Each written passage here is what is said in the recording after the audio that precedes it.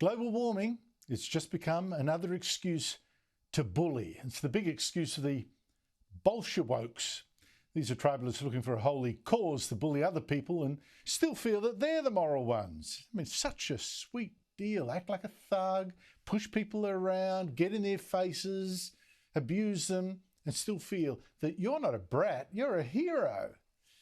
Well, this weekend, okay, you've got another artwork, another priceless artwork, and another couple of climate catastrophists attacking it, this time throwing mashed potatoes at a painting by Monet hanging in Germany, and once again telling lies to excuse their vandalism.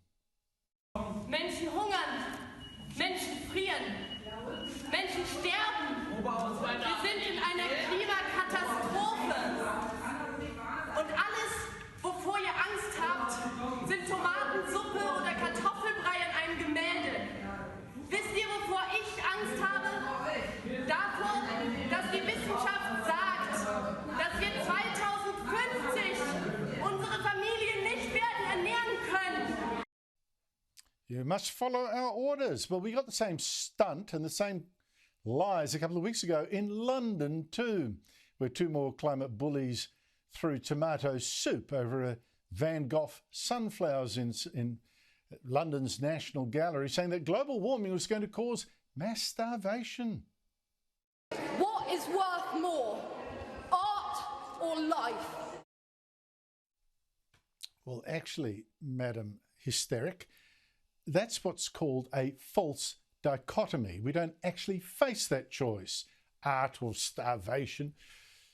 And it's, of course, these protesters are making a threat, which is in fact the case. You know, like, nice piece of art you've got here.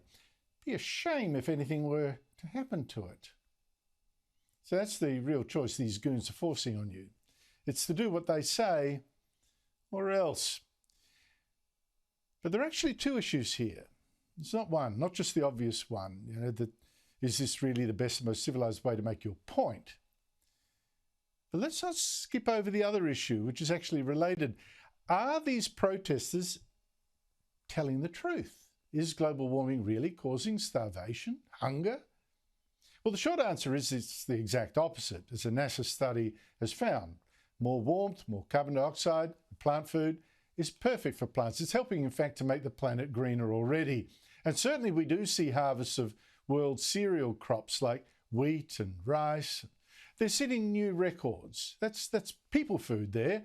The orange line is showing you those new records, more food being grown than this decade than ever before. And that's got to be good. Global warming is good. Who would have thought? It turns out that the real threat to our food supplies is not global warming at all. It's global warming policies. The real threat are people like these climate protesters who are pushing us to get rid of fossil fuels and the things they make, like fertilizer. In fact, last year, the Sri Lankan government, very green, very woke, banned man-made fertilizers to supposedly save the planet. Individual nations must devise means to adapt to life in a changing climate. The government of Sri Lanka banned the import of artificial fertilizers, pesticides and weedicides. Now, as they say, go woke, go broke. In this case, go hungry. That woke decision in a country so poor and so dependent on agriculture was devastating. Without fertilizer, harvests of tea and rice collapsed, food prices soared, people went hungry, and the hungry farmers and those hungry poor, they rioted, they stormed the president's residence and they drove him out of the country. He had to quit in disgrace. And again, that other point, got to choose, you know, heating and eating.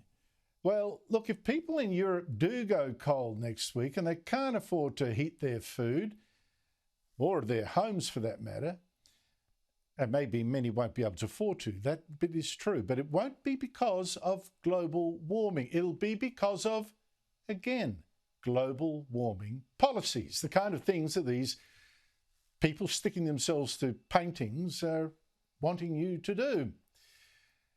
That's because European countries were stupid enough to go for net zero emissions in a hurry, and they closed coal-fired mines in some areas. They caused coal-fired generators to go out of business. They shut down fracking for gas. They discouraged gas exploration, and now oil. Big surprise! They're caught short of energy, particularly now with supplies from Russia being slashed. They're scrambling around now for coal and gas, enough so that the poor won't actually freeze to death in winter. Because, funnily enough, global warming sure won't save them. Winter is coming.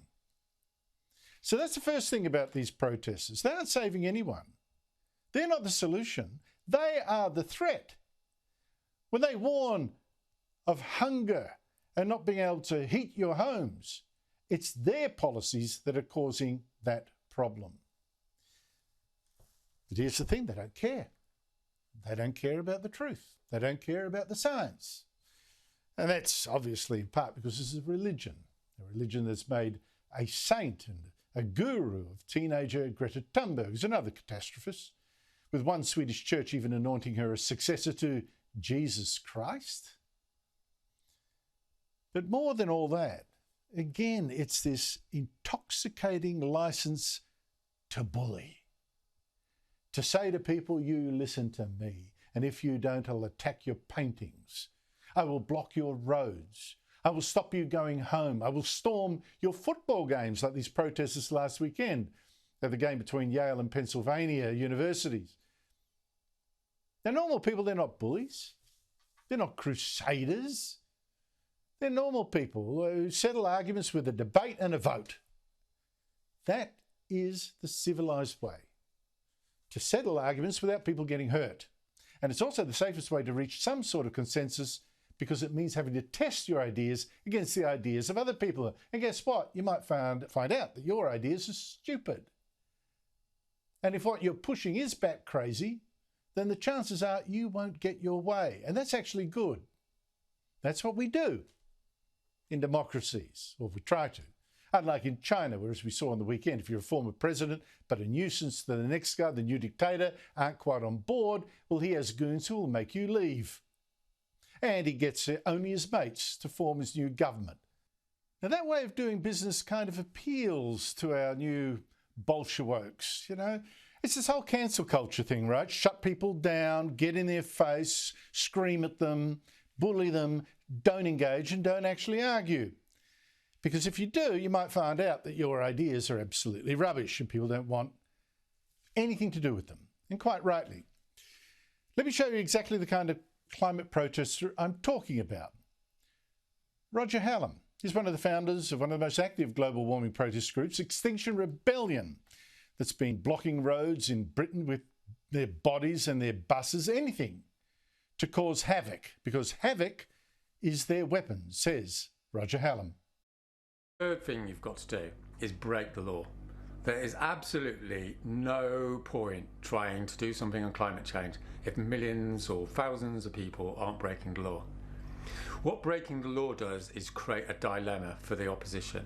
They can either let you get away with it, in which case you've won, or they can repress you, like use violence or arrest you, in which case you've won as well, because you produce lots of publicity. Now, Hallam prefers this kind of conflict because democracy is not his friend.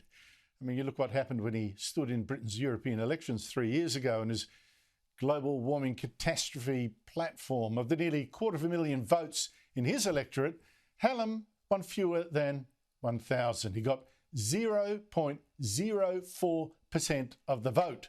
Whatever he was selling, they weren't buying. And that's why these climate extremists operate as revolutionary groups rather than democratic ones.